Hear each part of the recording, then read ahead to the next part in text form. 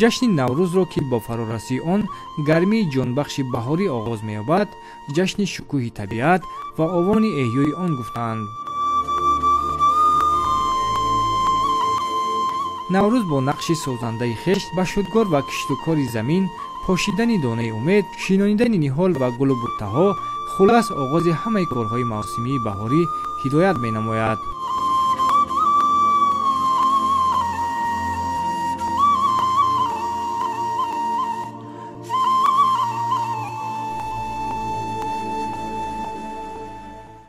бо мақсади иҷрои барномаи давлатии кабзоркунӣ барои давраи солҳои 2040 имрӯзҳо дар ноҳия дар тамоми ҷамоатҳои деҳоти ноҳия нақшаи чорабинот ба таҳсиб расида маъракаи нолшонӣ идома дорад.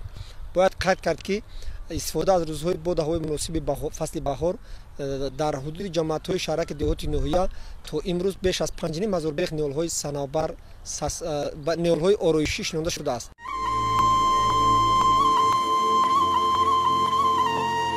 истифодаи мақсадноки ҳар рӯзи офтобӣ заминагузорӣ ба ҳосили фаровони оянда аст. аз ин рӯ кишоварзони ноҳияи файзобод аз тамоми имкониятҳо истифода бурда киштукори баҳориро дар муҳлати муайян гардида ва бо сифати баланд анҷом медиҳанд. имрӯзҳо дар саросари ноҳия корҳои ободонию бунёдкорӣ авҷ мегирад.